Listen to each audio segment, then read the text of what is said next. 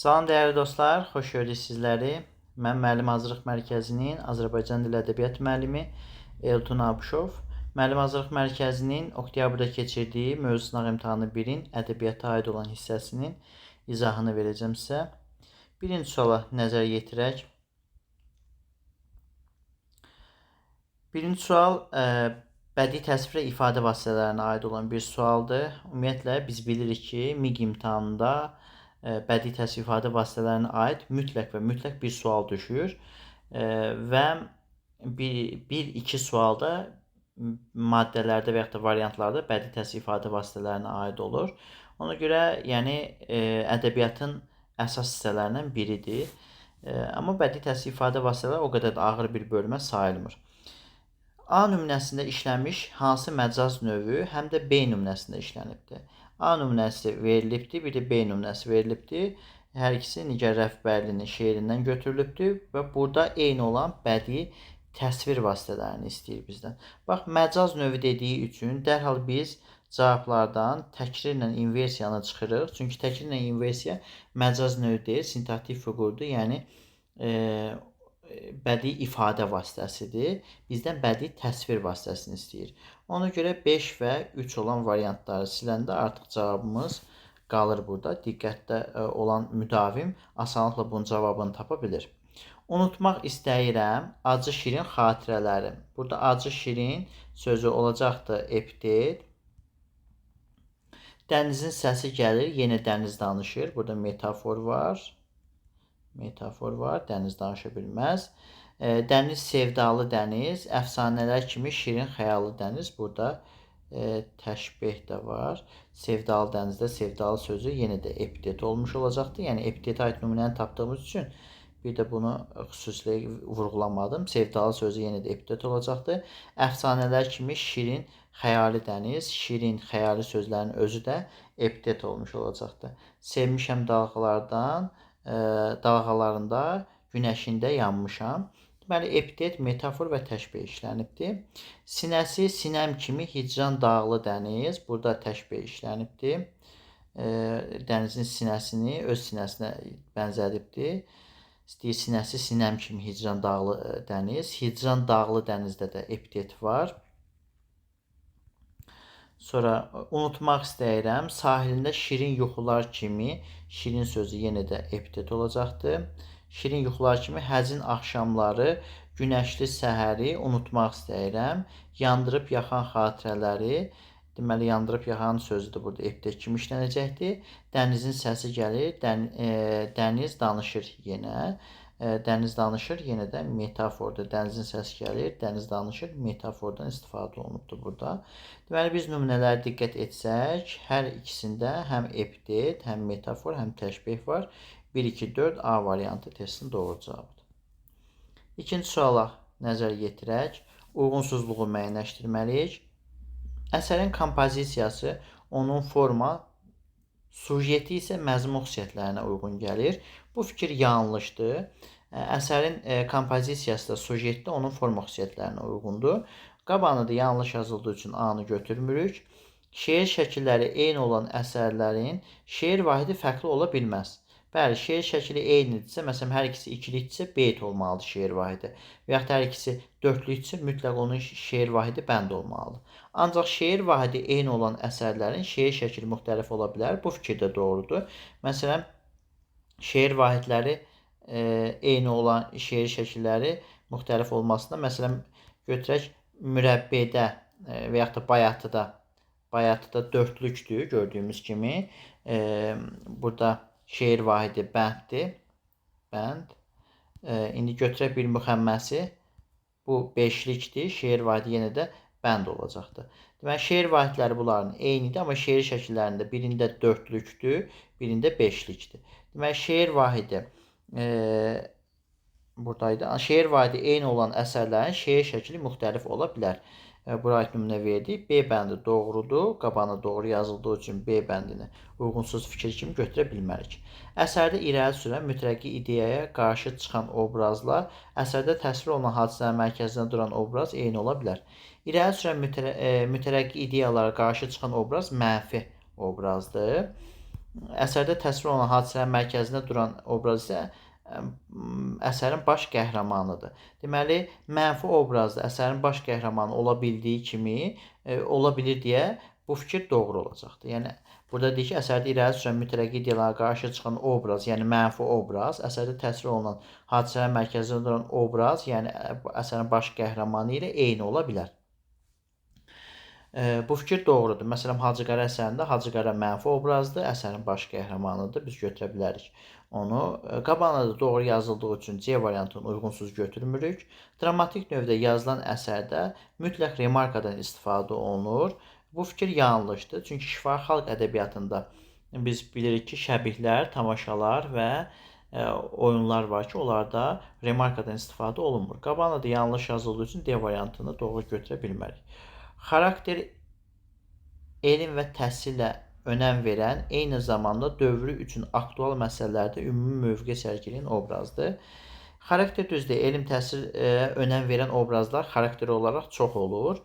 Yəni elə xarakter ola bilər ki, orada elmə təhsilə önəm verməyə bilər. Amma yenə də bizim keçdiyimiz əsərlərdə keçdiyimiz xarakter obrazlar, məsələn, Müsibət Fəxrəddinə Fəxrəddini götürək və yaxud da Oktayoloqda Oktayı götürək. Onlar elmə təhsilə, maarifə önəm verən obrazlardır. Amma burada məsələ nədir? Deyir, eyni zamanda dövr üçün aktual məsələ ümumi mövqe sərgiləyən obrazdır. Xarakter ümumi mövqe sərgiləmir, fərdi mövqe ilə yadda qalır. Ümumi mövqe ilə yadda qalan obraz tip olur, tip. Burada birinci hissə doğrudur, ikinci hissə yanlış olduğu üçün fikir yanlışdır. Qabağına doğru yazıldığı üçün E variantında uyğunsuzluq olacaqdır. Üçüncü sualla davam edirik dostlar. Aşağıdakı iki məlumat əsasında hansı fikrin dəqiq yanlış olduğunu müəyyən etmək olar?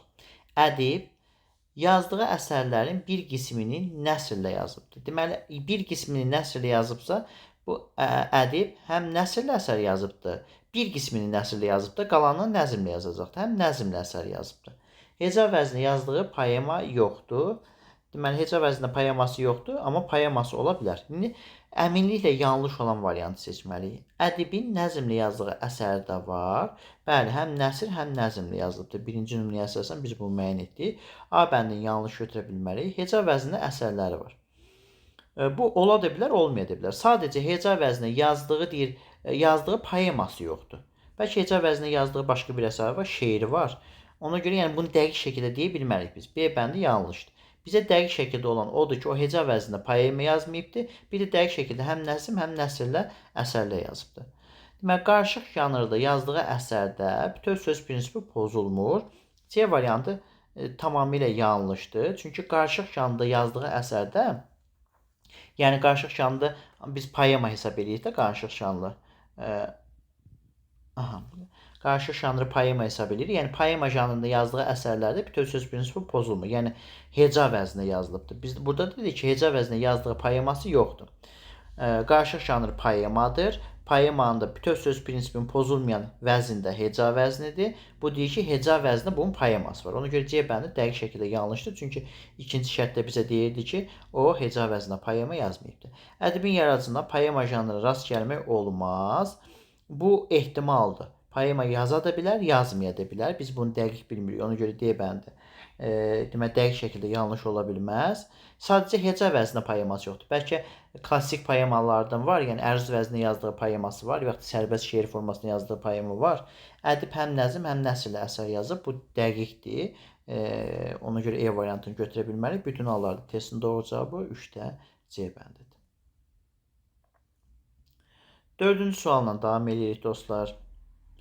Deyir, cədvələ əsasən doğru fikri müəyyənləşdirin. Rəhimsən, kərimsən, ədl-ü ədalət, könüldən xəbərdar, hər dilə bələd. Seyiddən, molladan, dostdan xəcalət, bu nə dağdır, sən sinəmə çəkmisən. Deməli, dostlar, baxaq görək burada bəndlərimizdə bizə nələr deyir. Buranı silək ki, bizə çətin olmasın izah eləmək. Bir də deyir ki, qafiyənin fərqli növlərindən istifadə olunmuş şeirdə, yəni biz bu nümunəyə aid doğrunu tapmalıyıq. Qafiyənin müxtəlif növlərinə bax, ədalət, bələd. Burada qulaq qafiyəsi var. Ədalət, bələd. Xəcalətlə də ədalət deməli zəngin qafiyə olacaqdır. Bələdlə ədalət qulaq qafiyəsi, ədalətlə xəcalət də deməli zəngin qafiyə. Vaxtda bələdlə xəcalət də qulaq qafiyəsidir. Deməli qafiyənin müxtəlif növlərindən istifadə olunubdur. Deyir, müxtəlif ifadə vasitələrindən istifadə olunur. Rəhimsən, kərimsən, ədl ədalət. Burada könül inversiyadan istifadə olunubdur. Bu nə dağdır, sən sinəmə çəkmirsən. Başqa nə var burada? Deməli, bədii ifadə vasitələrindən deyir. Rəhimsən, kərimsən, ədl ədalət, könüldən xəbərdar, hər dilə bələd, Seyiddən, molladan, dostdan xəcalət. Bu nə dağdır, sən sinəmə çəkirsən. Həm də bədii sualdan istifadə olunubdur burada. Deməli, qafiyənin müxtəlif növləri var. Həm də müxtəlif bədii ifadə vasitəsi olduğu üçün biri doğru cavab kimi götürəcəyik dostlar. 2-yə baxırıq. Əsərin məzmun xüsusiyyətlərinə əsasən onun nə ilk, nə də son bənd olduğunu müəyyən etmək mümkün deyil. 2 də doğrudur. Ümumiyyətlə biz əsərin məzmun xüsusiyyətlərinə aid onun ilk və son bənd olduğunu müəyyən edə bilmərik. Bunu forma xüsusiyyətlərinə əsasən müəyyən edirik. Əsərin məzmunu əsasında onun şah beytini müəyyən edə bilərik və ya da fikrin daha yaxşı ifadə olunduğu bir bəndi müəyyən edə bilərik. Amma onun ilk və son bənd olduğunu məzmun xüsusiyyətlərinə əsasında yox, forma xüsusiyyətləri əsasında müəyyən edirik. Burada dediyim müəyyən etmək mümkün deyil. Ona görə 2-ni doğru götürəcəyik. 3-ə baxırıq. Misraların yalnız birini misra daxil bölgü alt üstə gəlsin 5 şəklində bölünməyib. Rəhimsən, kərimsən, ədl ədalət, könüldən xəbərdar, hər dilə bələd, Seyiddən, molladan, dostdan xəcalət. Bu nə dağdır? Sən sinəmə çəkmirsən. Deməli, ilk 3 misra alt üstə gəlsin 5, digər isə 4-4-3 formasında bölünübdür. Ona görə 1 deyir alt üstə gəlsin 5 şəklində bölünməyibdir. Ona görə 3-ü doğru götürəcəyik. Digər hissəyə keçib bu bəndə aid yanlış fikirləri müəyyənləşdirməliyik. Deyir, qulaq qafiyəsindən istifadə olunmuş nümunədə qoşmanın orta bəndlərindən biridir. Baxaq görək qulaq qafiyəsindən istifadə olunmuş bənd. Diqqət edirsə, burada aşdı formasında olacaqdır. Bu tələffüz aşdı. Bir də sataşdı, sataşdı. Aşdıla sataşdı və yaxud da aşdıla çaşdı. Bunlar bir-birindən qulaq qafiyəsi təşkil etmiş olacaqdır. Və qoşmanın orta bəndi hesab oluna bilər. Çünki A, A, A, B formasında qafiyələnibdir. 4 doğrudur. Yanlışın altından götürülə bilməz. Misra daxili bölgüsü bütöv söz prinsipinə əsaslanan əsərdə vahid bölgü prinsipdə qorunubdur. Məni qoca gördü. Deməli, bəndin açdı. Ala gözlərinə 1, 2, 3, 4, 5, 6. 6-dır bu. 1, 2, 3, 4, 5, 6. Hər ikisi 6-dır. Deməli, 1, 2, 3, 4, 5, 6. Huş başından getdi, xəyalım çaşdı. Mülkü ruhum, asimanlar dolanar. Burada isə artıq 4, 4, 3-dür. Deməli, ilk 3 misrada alt üstə gəlsin 5. Sonuncu misrada isə 1, 2, 3, 4, 4, asimanlar 4. Dolanır da 3 olacaq. 4, 4, 3 olacaq. Burada da deyir ki, vahid bölgü prinsipi qorunubdur. Xeyr, vahid bölgü prinsipi qorunmayıbdır. İlk 3 misrada alt üstə gəlsin 5-dir. Digər sonuncu misrada isə 4, 4, 3-dür. Yəni, burada vahid bölgü prinsipi qorunmayıb. 5, deməli, yanlışdır. Yanlışın altında da doğru cavabdır. Əsərin qafiyə quruluşu gəraylı və mürəbbinin son bəndinin qafiyə quruluşu ilə eynidir. Bu da doğrudur. Gəraylı və mürəbbinin son bəndinin qafiyə quruluşu bu formada qafiyələnir. Eyni olduğu üçün yanlışın altına doğrunu götürə bilmərik. Testin doğru cavabı 1, 2, 3, 5 olacaqdır. 5-ci sualla davam eləyək. Say sualı keçən ilin sertifikasiyasına düşübdür. Sertifikasiyada, yəni keçən ilə qədər say düşmürdü. Biz sınaqlarımızda düzdür bu haqda testləri verirdik. Çünki düşmə ehtimalını gözləyirdik. Əvvəlcədən sizə hazırlayırdı. Artıq keçən ildən düşübsə, deməli mütəmadi şəkildə düşə bilər. Deyir, nümunə ilə bağlı doğru fikirlərin sayını müəyyən edin. Şam əriyir, ocaq sönür, hamı dalğın, hamı lal. Buz bağlamış pəncərədən baxır, solğun bir xəyal. O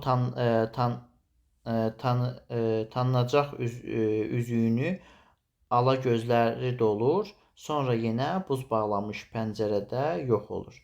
Düşür qızın ürək dələn hıçqırığı düzlərə, evdə isə kədər qonur alınlara, üzlərə.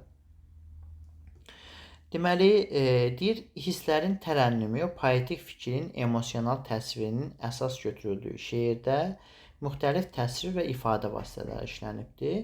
Bir doğru olacaqdır. Hisslərin tərənnümü poetik fikrin emosional təsviri demək olar ki, bütün şeirlərdə var. Bizə əsas maraqlı olan burada təsvir və ifadə vasitələri var, yoxsa yox? Deməli, hamı burada təkrarlanıbdır. Təkrir var. Şam əriyir, ocaq sönür, hamı dalğın, hamı lal.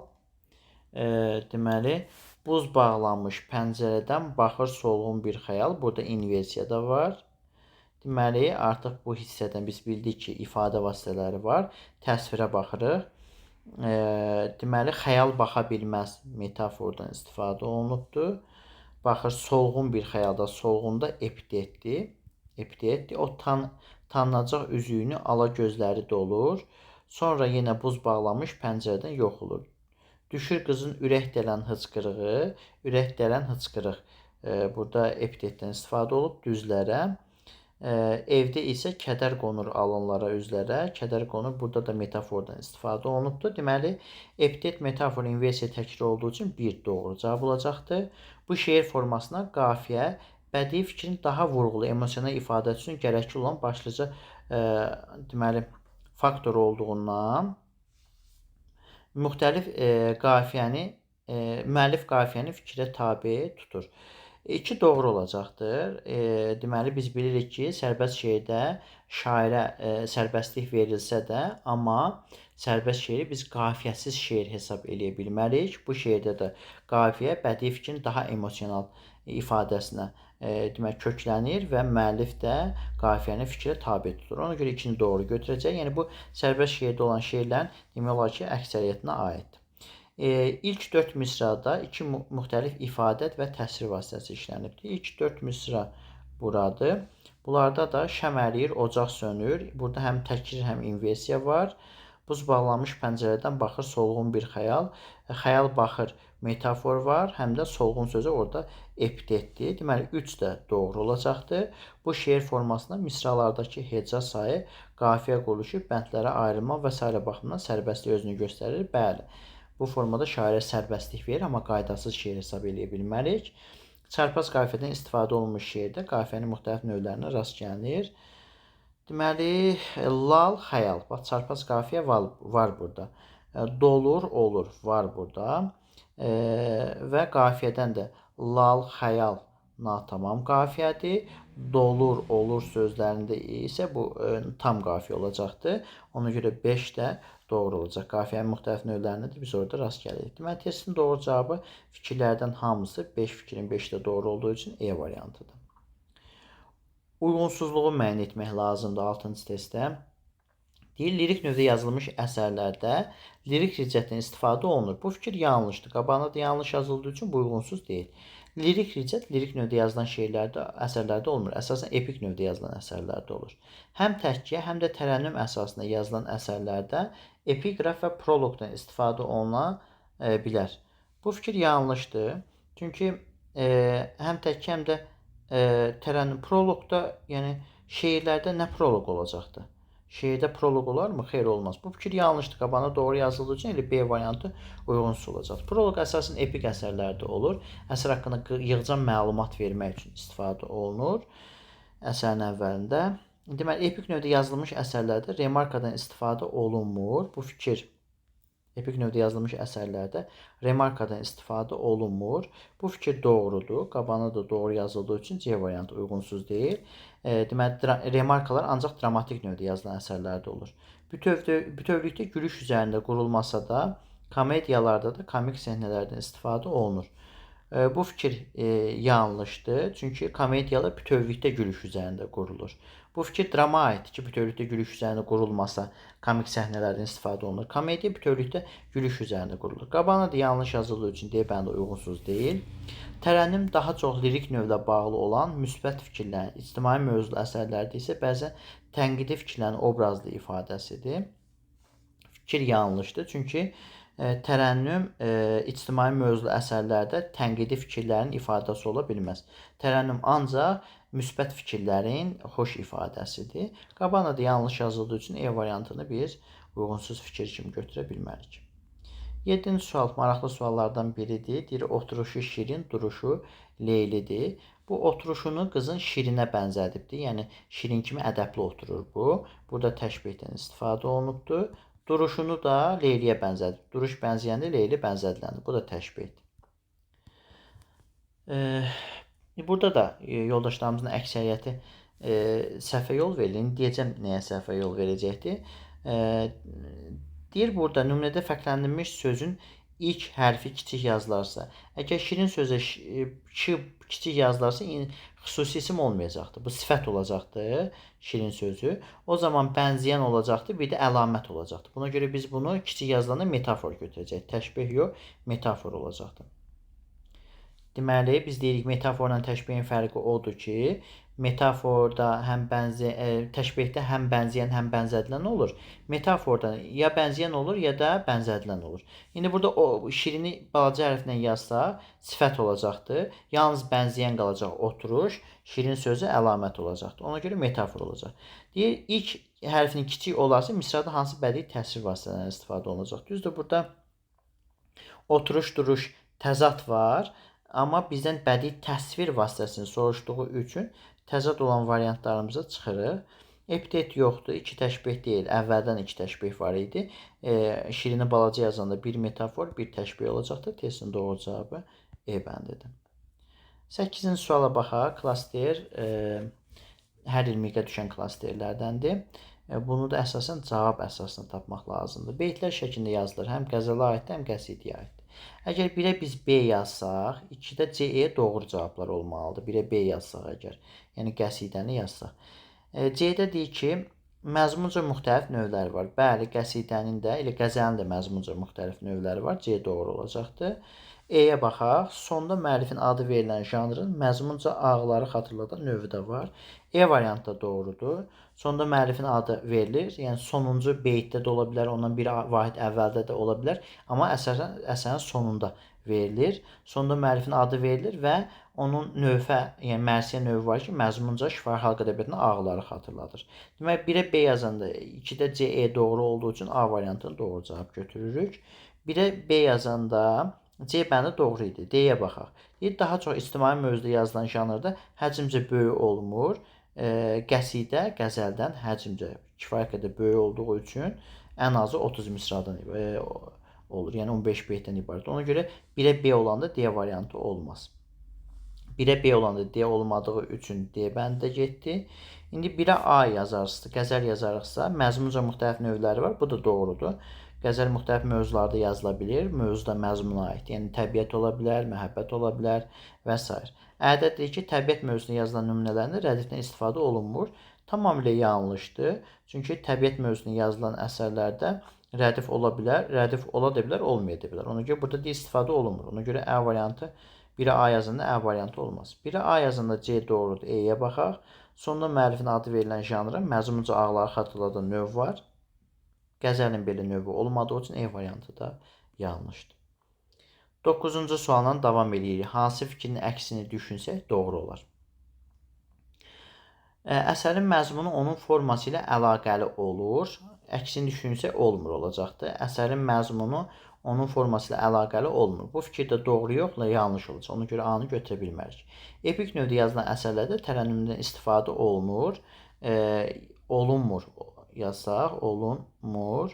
Bu fikir də yanlış olacaqdır. Epik növdə əsasən həyat əks etdirmiş üsulu təkkədir, təsviri təkkə. Amma əsərdə tərənnümdən istifadə olunur fikri. Epik növdə həm də tərənnüm ola bilər. Tərənnümdən istifadə oluna bilər.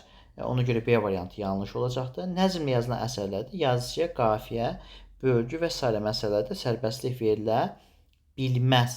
Biləri bilməz eləsək, bilməz. Bu fikir yanlış olacaqdır. Çünki sərbəst şeirdə yazıcıya qafiyə, bölgü və s. məsələlərdə sərbəstlik verilir.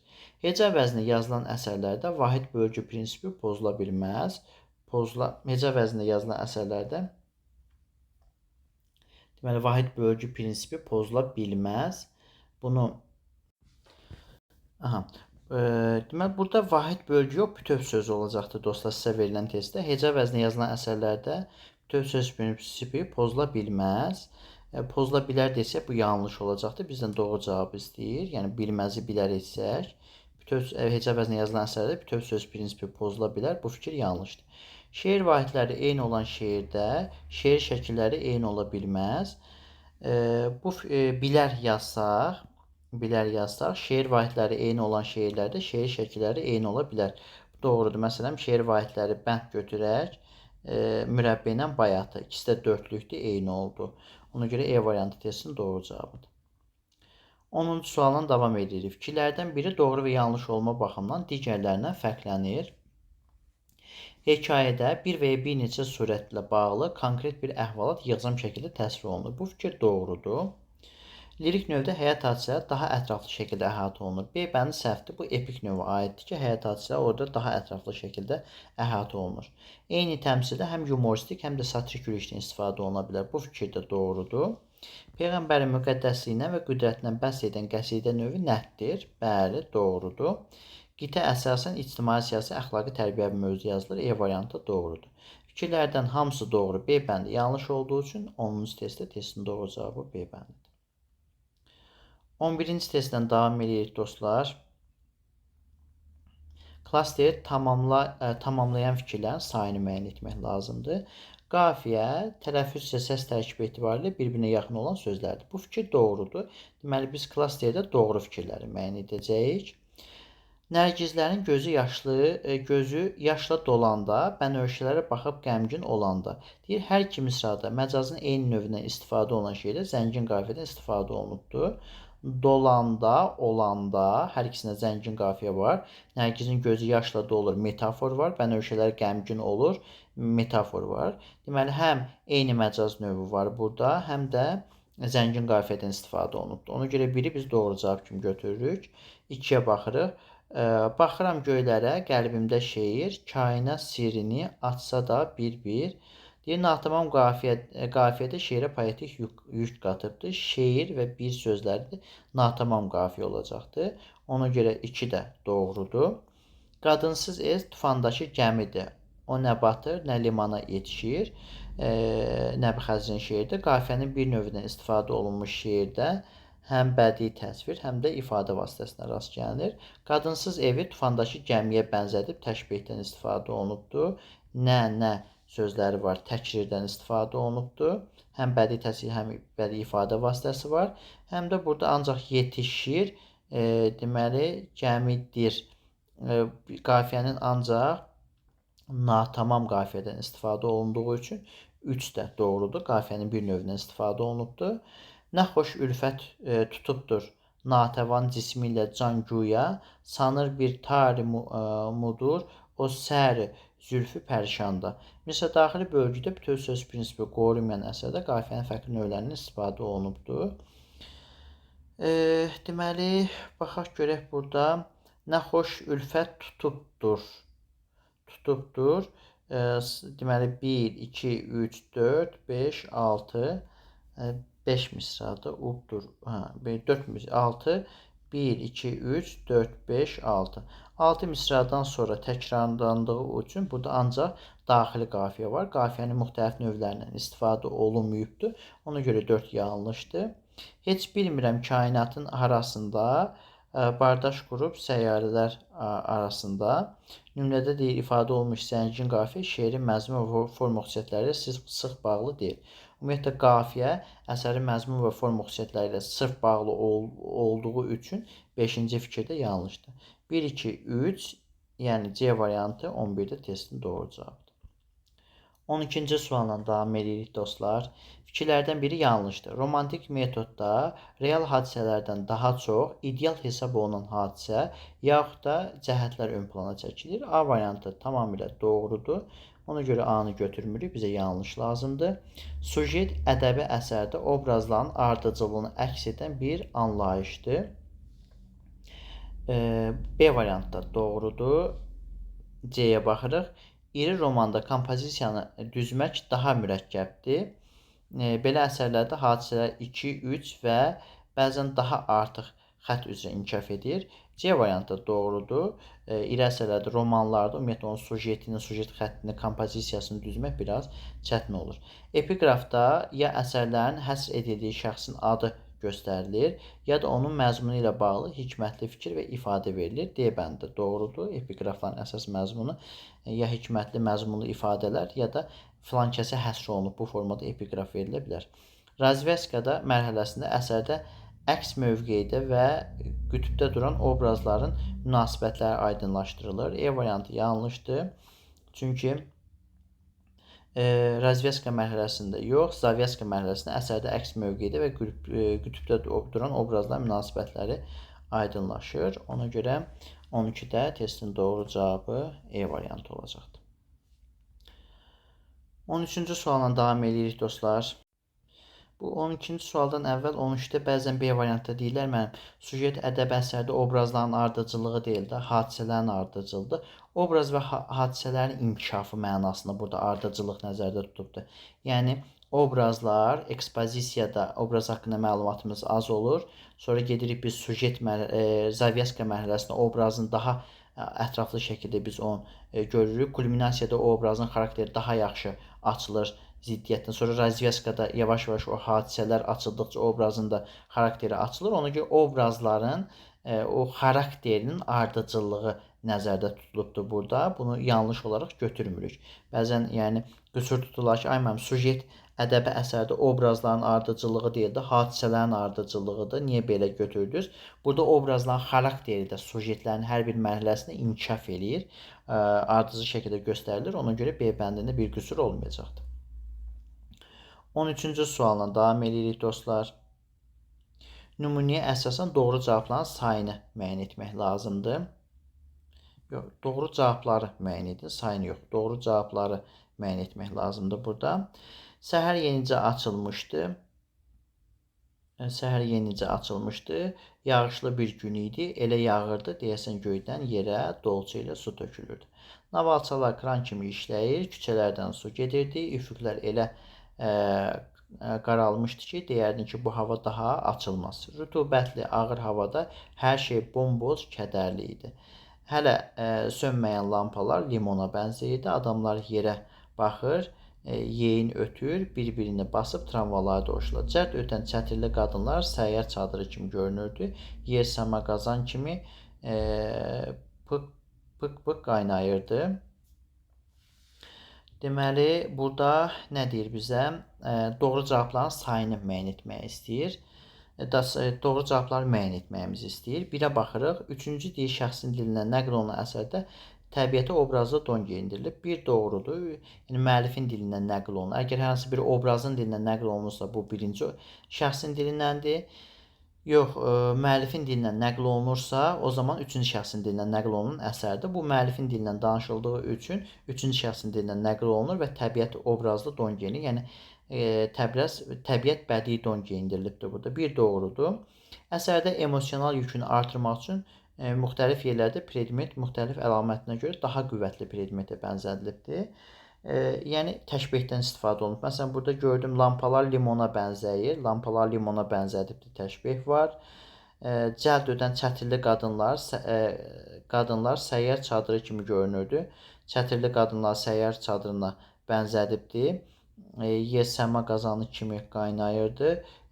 Burada deməli bu iki məqamda biz gördük. Əvvəllərdə də yəqin səhər yenicə açılmışdı, yağışlı bir gün idi, elə yağırdı, deyəsən göydən dolça ilə su tökürdülər. Təşbehdən istifadə olunubdur, ona görə 2-ni doğru cavab götürdük. Məqsədli şəkildə əsərdə deməli nəzərdə tutulan sözün əvəzinə onunla əlaqədar başqa bir söz işlənib ki, bu da işləndiyi cümlənin və birbaşa mətnin ahəngdar kütləsini ağırlaşdırıb. Yəni metonimiyadan istifadə olunubdur. Bunu demək istəyir. Burada da qazan qaynayırdı. Qazan qaynaya bilməz. Qazandakı su qaynayacaqdı. Ona görə metonimiyadan istifadə olunub. 3-ü doğru götürəcəyik. Dramatik əsərlərdən bir parça kimi düşünülə bilər. 4 yanlışdır. Burada təhkiyə var, təsvir var dramatik əsərlərdə. Obrazların dialoqu monoloqu nəticəsində ərsəyə gəlir. Bu mətn adətən epik əsərlərdə lirik riziyyətə aid nümunə kimi götürülə bilməz. 5-də deməli yanlışdır. Çünki bəzən bu hadisələrin gedişatı saxlanılır, bir təbiət lövhəsi verilir və yaxud da bu tipli fikir verilir, bir lirik cəhətdə nümunə ola bilər. Burada deyir nümunə ola bilməz. Ona görə 5-i yanlış götürəcək. 1, 2, 3 D bəndi testinin doğru cavabıdır. 14-cü sualla davam edirik dostlar. Uyğunsuzluğu müəyyənləşdirin. Janrlar, qitə, qəsidə. Ortaq xüsusiyyəti cüt misralar bir-birlə qafiyə olur. Bu doğrudur. Qitədə də deməli A, B, C, B gördük. Bax bunlar B-lər cütdür də. İkinci, dördüncü misralar bir-birinə həm qafiyə olur. Qəsidədə də A, B, A, C, A yenə də cütlər bir-birindən həm qafiyə olacaq. Ona görə A bəndi uyğunsuz deyil. Xatirə və oçek reallıq əsasına qələmə alınır. Bu fikir doğrudur, B-ni götürmürük. O roman və povest fərqli mövzularda yazıla bilər. Bəli, C variantı doğrudur. Rubai və mürəbbə birinci bəndi ilə sonuncu bəndin qafiyə quruluşu fərqlidir. Biz bilirik ki, rubai tək bəndli şeirdir. Onun birinci bəndi, ikinci bəndi yoxdur, bir bənddən ibarətdir. Ona görə D bəndi uyğunsuzdur. Təmsil və hekayə həm nəzm, həm nəsrlə yazılır. E variantında deməli doğru cavab kimi götürəcək, uyğunsuz variant ola bilməz. Və son olaraq 15-ci sual. Roman janrı haqqında yanlış fikri müəyyən etmək lazımdır. Epik növün həcm etibarilə ən böyük janrıdır. A variantı doğrudur. Silsilə təşkil edən romanlar var. B də doğrudur. Trilogiyalar, dilogiyalar. Romanlar nəsrlə yazıldığı kimi nəzmlə də yazıla bilər. Həm nəsr, həm nəzmlə yazılır. C doğrudur. Qəhrəmanların duyğu və düşüncələrin, daxili hiss həyəcanların ifadəsinə geniş yer verilən romanlar tarixi romanlardır. D variantı yanlışdır. Duyğu və düşüncələrin, daxili hiss həyəcanların ifadəsinə geniş yer verilən romanlar psixoloji romanlardır. Tarixi romanlarda belə bir fikir yoxdur. 19-cu əsrin sonunda Nərimanovun yazdığı Bahadır və Sonar romanı ədəbiyyatımızda ana dilli ilk roman sayılır. E bəndi də doğru olduğu üçün E-ni götürə bilmərik. Bizdən yanlış fikir istədiyi üçün bütün hallarda testin doğru cavabı D bəndidir. Dostlar, bu müəllim hazırlıq mərkəzinin oktyabrda keçirdiyi mövzu sınaq imtahanının ədəbiyyata aid olan hissəsinin izahı idi. Oktyabr qruplarımıza qeydiyyat davam eləyir. Siz də ədəbiyyata daha dərindən, Azərbaycan dilini daha dərindən mənimsəmək istəyirsinizsə bizim qruplara qoşula bilərsiniz. Özünüzə yaxşı baxın, salamat qalın.